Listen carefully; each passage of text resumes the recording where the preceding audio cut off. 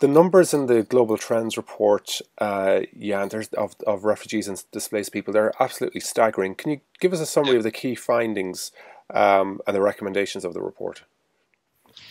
It's indeed the highest numbers we have reported ever.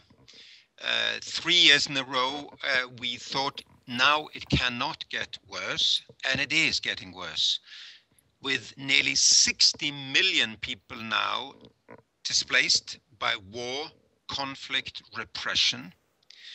We are back to the 1940s, the end 40s, with the aftermath of the Second World War and the breakup of India. That's the kind of dimensions over this enforced displacement of people. And of course, Syria is by far the worst. And nearly 12 million people have been forced out of their homes. They are either internally displaced in Syria or 4 million of them in the neighboring countries. That's huge figures. And of course, what's really interesting in this report is that the numbers of newly displaced people is rising significantly year on year. Yep. Yes. Where is the most urgent intervention needed? Yeah, the new number on top of last year's figures are more than 8 million. Among the bigger countries of new displacement are again Syria and Iraq. Iraq had the catastrophic development of the Islamic State extremist movement, taking Mosul and other cities, and well over 1 million were displaced in no time. But it's also extremely bad, the figures in terms of South Sudan, the youngest nation on earth that started up with a man-made catastrophe, its own elite going berserk and attacking their own people. Yemen now is the latest of terrible displacement. It started last year. It is getting even worse this year. Okay, and when you look at the numbers as well, it's no surprise that the vast majority, almost 90% of refugees and IDPs are in developing countries, and global inequality is a huge source of conflict, and of course we've got environmental issues as well, and corruption, as you pointed out. But it all really goes back to global inequality and what's unfolding. And what, in your opinion, are the responsibilities of the West to respond to this? Well, I would say that we have to do away with this myth that we in the Western industrialized countries are overwhelmed by an enormous wave of refugees. 9 out of 10 who have been displaced are displaced within poor countries, or they go to other poor countries. There is a dramatic decline in the number of people in relative terms, and often even in absolute terms, of people going to European countries or North American countries or Australia or any other of the traditional safe havens for refugees globally. Today, refugees are in places like Lebanon and Jordan and Iraq and Turkey. They are in Kenya. They are in Ethiopia.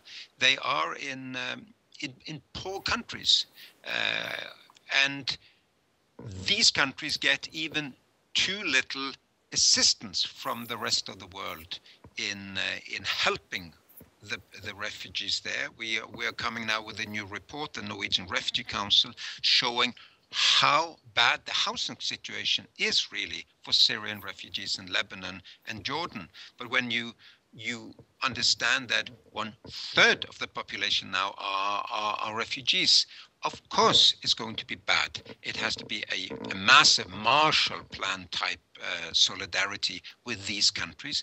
And on top of that, we have to take more for relocation here, especially those who are extremely vulnerable and we cannot help in the neighborhood. Mm-hmm.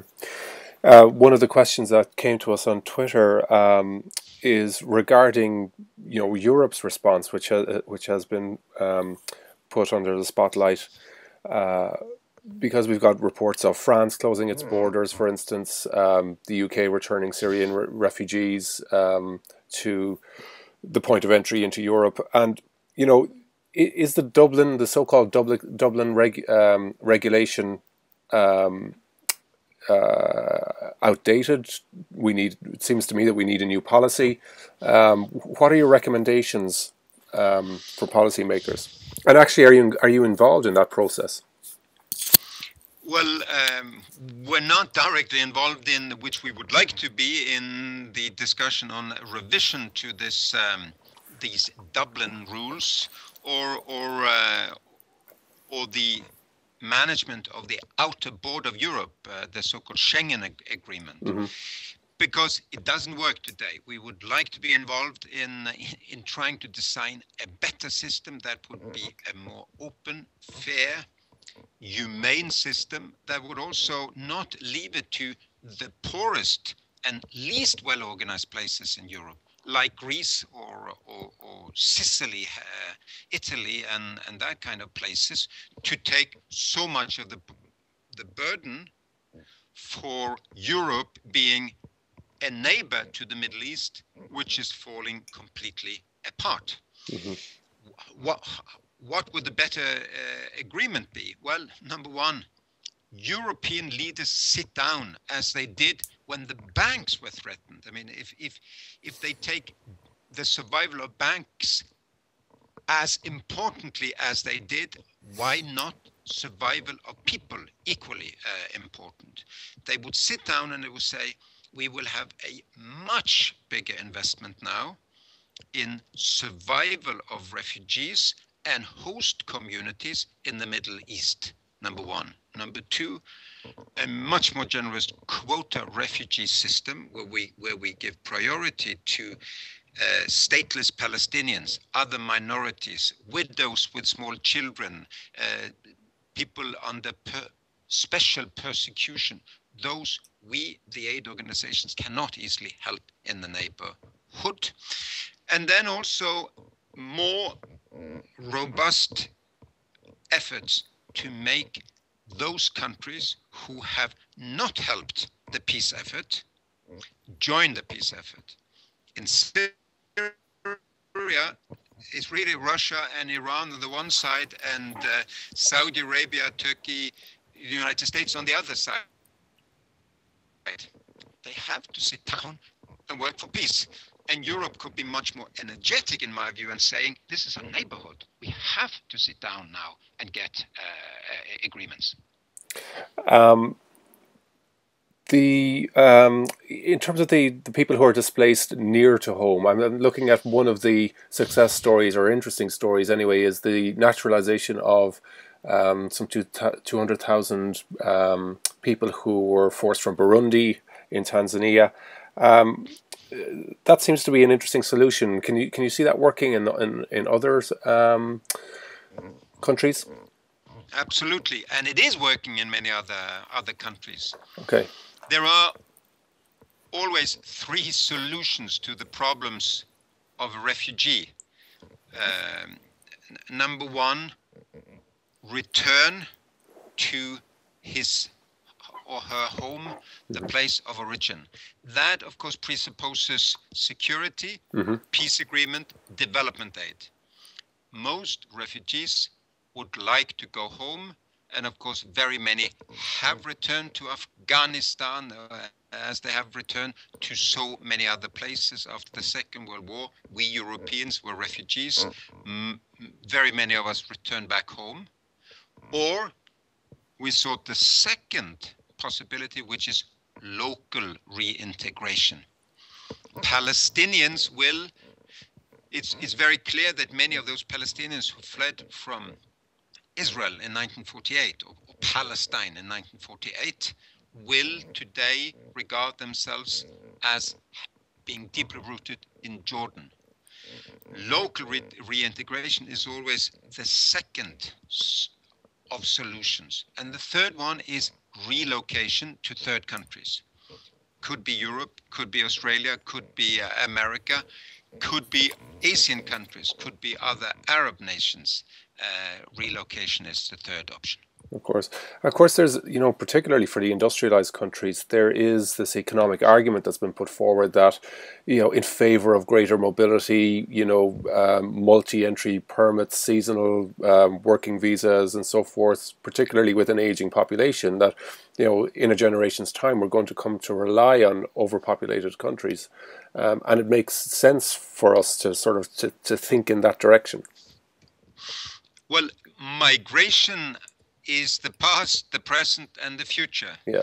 And of course, there is thick literature showing that migration has been, by and large, very good for humanity. I mean, immigration built United States, Canada, Australia, New Zealand to what it is today. Many mistakes were made, especially against the Aboriginal populations on the way, but these are very prosperous, successful societies today, thanks to migration. There are as many Norwegian Americans as there are Norwegians today. We are one of the nations of migration. However, the reason for receiving refugees and giving asylum is not your need for particular sorts of labor. That must not be confused here, because then we would say, well, you I would like to save, but not you. Yeah. It is protection needs that has to be the background for quota refugees and asylum.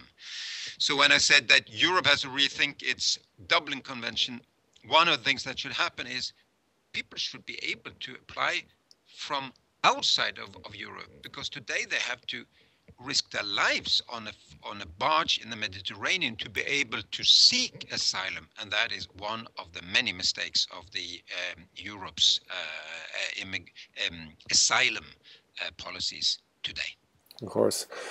Here in Ireland, actually, the asylum policy is very long and protracted. People have been over 10 years in the direct provision system, subsisting on less than €20 a week while they live in these conditions. Have you had any engagement with the Irish authorities on that? It's another question that came to us on Twitter. Not really. Ireland is not a big refugee recipient country. It was actually a very good aid provider before the economic crisis. We hope to have you back as a major aid provider.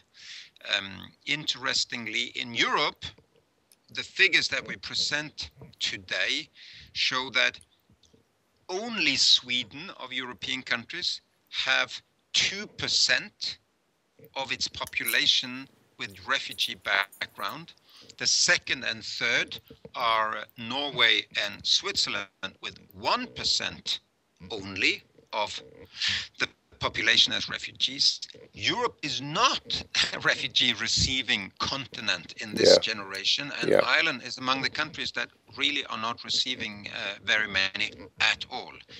Again, we don't confuse that with migration and foreign labor. It's another story altogether.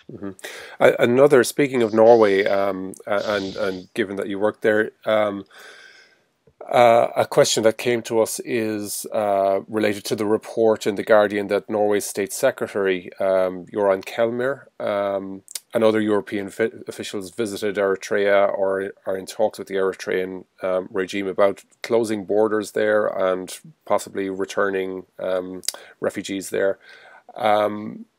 Have you any comments about that, or have you been engaged in that process? No, I've heard of this mission. I've even spoken to the State Secretary when he came home. We are very skeptical as a refugee organization, faced with any proposition to have an agreement for forced return to a place like Eritrea. We do not know anything for sure about a less lengthy national obligatory service. as you know, for many years, people have been in virtual slave-like conditions in Eritrea through the national service, and that's one of the reasons people have fled. Other reasons are human rights abuse, etc. Okay. It is not the time to start with enforced return. The state secretary said that it was primarily one of dialogue and fact-finding and ensuring that fact-finders can also visit the country in the future. That is something which we, of course, welcome, but not enforced return. When you were talking to him, did he say anything about the reports of closing the border in Eritrea? No, the border of Eritrea is, well, it's not easy to leave Eritrea, but people are fleeing. It's one of the largest groups on the barges in the Mediterranean, and it is the largest group of asylum seekers to this country as it is to several other European countries, which is, of course, bad news for Eritrea that is losing its young generation. We are giving assistance to Eritrean refugees and asylum seekers also in Ethiopia and in other neighboring countries. It's a classic situation that has to be solved by Eritrea changing its policies and the rest of the world helping the country to develop. Okay. Finally, a bit of a nerdy question. How are the numbers measured? And what is the Norwegian Refugee Council's contribution to the overall report? It's a UNHCR-led report. Well, we have Norwegian Refugee Council an internal displacement monitoring center, IDMC, in Geneva. Nearly 30 colleagues, experts on monitoring internal displacement in countries. So once a year we give a review where we use multiple sources, preferably in each of the countries that we monitor, and we found that 38 million people were now internally displaced in their own country.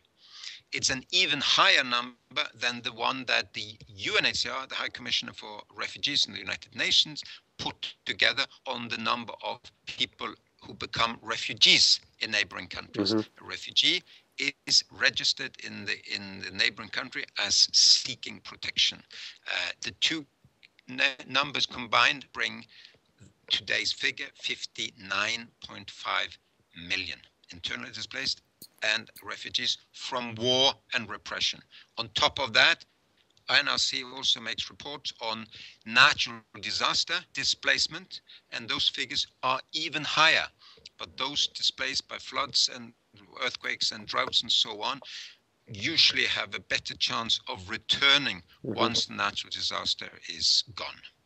Regarding the crisis facing Rohingya Muslims at home in Burma and across the border in Bangladesh, where hundreds of thousands of them have moved to, and now broader Southeast Asia as they try to make it to other countries, what are the recommendations that you have for the countries there in that region? Well, we're very concerned with the exodus of Rohingya people, both from Myanmar, Burma, and from Bangladesh. In Myanmar, they have genuine protection problems. They are being discriminated, and they feel a sense of hopelessness. They also feel are stateless, have multiple problems. In Bangladesh, it seems also to be one more of poverty and again a sense of economic marginalization. When they go at sea, there is a objective search and rescue responsibility for any civilized nation, and they have to be taken on land. Those who want to seek asylum should be treated as asylum seekers. They may then, if found worthy of it, get refugee status. If not, they can be returned but not if they face persecution or discrimination in their home country. The way the nations in the region have treated this has been unworthy of Asian traditions of welcoming the stranger, and in contradiction to international law, which says that those seeking asylum have a right to come and seek asylum. Are there any measures that can be used to coerce or force these countries to stand up to their responsibilities? Well, not necessarily directly. I mean, too many nations on earth are not living up to the Refugee Convention, which says that we all should open our doors to those who are fleeing from persecution. But I think we should be much better in outing all of these countries not living up to the responsibility of receiving and giving protection to those who flee from persecution. And I feel now that Malaysia and Thailand and many other nations have now understood that they have to live up to international obligations, as Burma has to treat its minority in a manner which is in conformity with human rights. Okay, Jan, thanks very much. Thank you.